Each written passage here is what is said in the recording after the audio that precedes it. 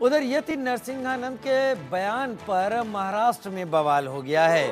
यति नरसिंहानंद के बयान के बाद अमरावती में तनाव बढ़ गया है। नागपुरी गेट पुलिस स्टेशन पर पथराव किया।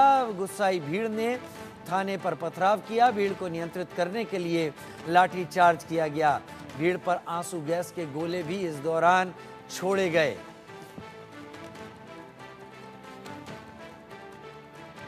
यति नरसिंहानंद के बयान के ऊपर महाराष्ट्र में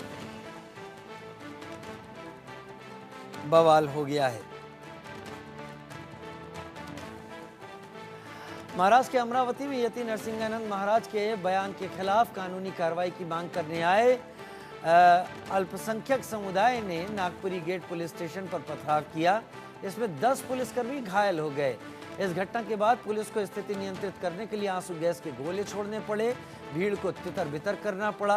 पुलिस की कई गाड़ियां इस पथराव में क्षतिग्रस्त हो गईं। उत्तर प्रदेश के यति नरसिंहानंद महाराज के मुस्लिम धर्मगुरु के संबंध में दिए गए बयान के बाद अमरावती में तनाव है।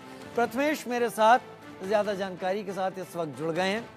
प्रथमेश, अभी क्या स्थिति है? क्योंकि जिन लोगों ने पुलिस स्टेशन पर हमला किया, एक तरफ तो यति नरसिंहानंद का बयान वो उत्तर प्रदेश में दिया गया, लेकिन महाराष्ट्र में पुलिस स्टेशन पर हमला करना, पुलिस कर्मियों को घायल करना, तोड़फोड़ करना, ये भी अपराध की दृष्टि में आता है। इनके खिलाफ पुलिस ने कार्रवाई क्या की है यहाँ पर, और अभी क्या स्थिति है प्रथमेश?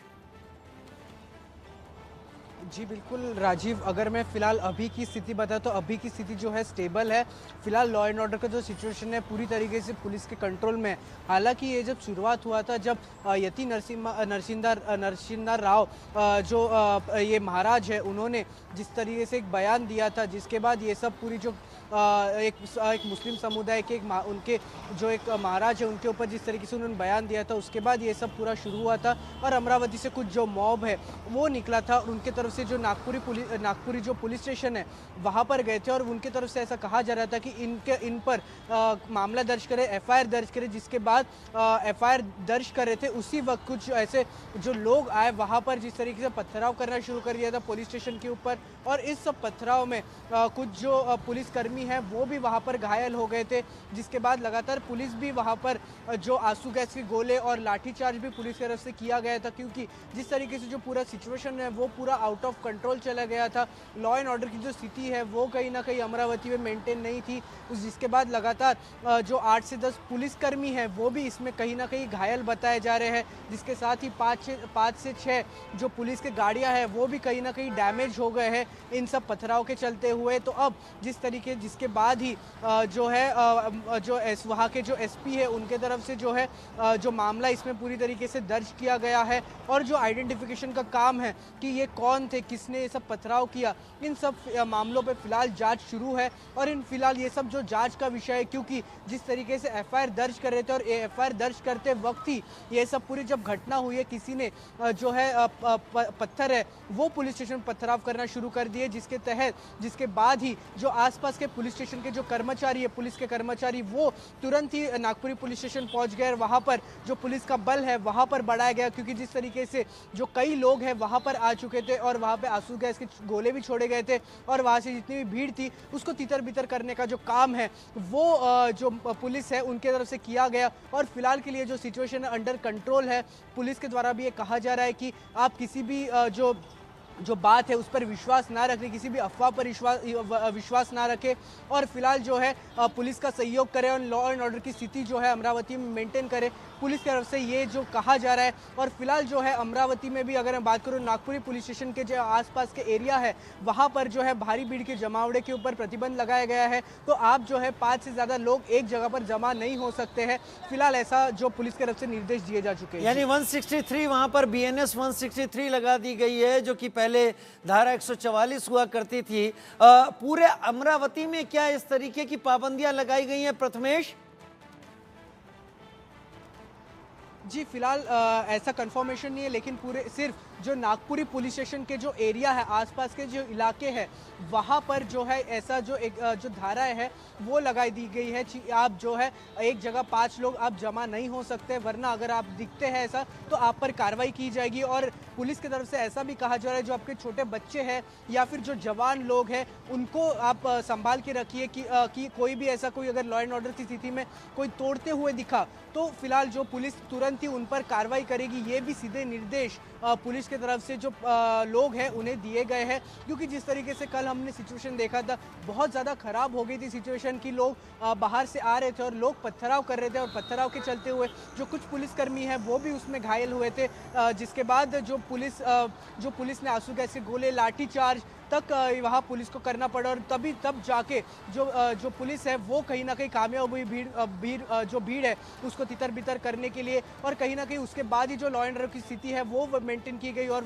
तुरंत ही जो एफआईआर है जो महाराष्ट्र के ऊपर, जो उत्तर प्रदेश के जो महाराज है उनके ऊपर तुरंत ही जो एफआईआर भी दर्ज की गई उसके बाद, और तुरंत ही जो लॉ एंड ऑर्डर की सिचुएशन है वो फिलहाल कंट्रोल में है। और अभी की भी अगर मैं बात करूँ तो लॉ एंड ऑर्डर की जो स्थिति है वो फिलहाल पूरी तरीके से कंट्रोल में है अमरावती में। जी फिलहाल कंट्रोल में है, और इसको लेकर राजनीतिक बयानबाजियां कितनी शुरू हो गई हैं। हालांकि ये मामला उत्तर प्रदेश का है और उसका असर अमरावती में दिख रहा है, तो वहां पॉलिटिकल स्टेटमेंट्स कितने आ रहे हैं फिर? जी बिल्कुल, शिवसेना यूबीटी के तरफ से भी जिस तरीके से बयानबाजी शुरू हो गई है कि किस तरीके से जो एक मुस्लिम बीजेपी के द्वारा एक मुस्लिम समुदाय को एक टारगेट किया जा रहा है, और अलग अलग कांग्रेस की तरफ से भी बयान आ रहे हैं कि जिस तरीके से पहले भी हमने देखा था किस तरीके से जो पूरी भीड़ है वो आगे किस तरीके से आंदोलन का प्रदर्शन किया जा रहा है। फिलहाल अभी महाराष्ट्र इलेक्शन भी तत्पर है, और कभी भी जो है महाराष्ट्र इलेक्शंस भी होने हैं, तो इसके चलते हुए ये एक बहुत बड़ा एक मुद्दा भी बन सकता है। जिस तरीके से कल एक बहुत बड़ा भीड़ ने वह भीड़ पुलिस स्टेशन के बाहर आई, और बाहर ही सीधा पुलिस स्टेशन के ऊपर जब आप पथराव करते हैं तब एक जो संदेश जाता है वो भी एक बहुत खराब तरीके से संदेश जाता है। और कुछ ही दिनों में महाराष्ट्र इलेक्शंस भी आने वाले, लेकिन जो डीसीएम है, जो होम मिनिस्टर है महाराष्ट्र के देवेंद्र फडणवीस, उनकी तरफ से सीधे निर्देश दिए गए हैं कि जिस तरीके से पुलिस को अगर लगता है कि कार्रवाई करनी चाहिए तो पुलिस को कार्रवाई करने दे और उन्हें सहयोग करे। ऐसा फिलहाल जो है जो होम मिनिस्टर है महाराष्ट्र के देवेंद्र फडणवीस, उनकी तरफ से सीधा जो है एक पुलिस को निर्देश दिए गए हैं कि अगर और लॉ एंड ऑर्डर की कहीं पर भी अगर स्थिति खराब होती है तो तुरंत ही पुलिस वहां जाए और वहां तैनात करे, और वो जो लॉ एंड ऑर्डर की स्थिति है तुरंत ही कंट्रोल करे। और साथ ही साथ जो है फिलहाल जो है नागपुर पुलिस स्टेशन में फिलहाल जो है अतिरिक्त जो पुलिस बल है वो वहां पर तैनात कर दिया जा चुका है। जानकारी ये भी मिल रही है कि उत्तर प्रदेश पुलिस ने शायद उन्हें यति नरसिंहानंद को हिरासत में भी लिया है, लेकिन बाकी ज़्यादा जानकारी अभी निकल कर सामने नहीं आ रही है। हालांकि यति नरसिंहानंद ने क्या कहा था पहले वो भी सुन लेते हैं। अब तो ऐसे ऐसे अपराधी पैदा हो गए हैं जिनके सामने रावण का कोई अस्तित्व नहीं है।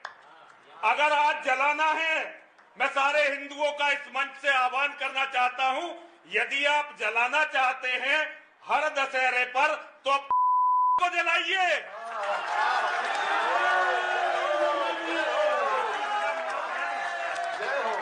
मुझसे ज्यादा किसी को जला। देखो, हमारी लाखों करोड़ों बहन बेटियों का बलात्कार जिस व्यक्ति के कारण हुआ वो है। पूरी दुनिया में जो खून खराबा हो रहा है, जिसके कारण खून खराबा हो रहा है, अगर जलाना है जलाने शुरू करो।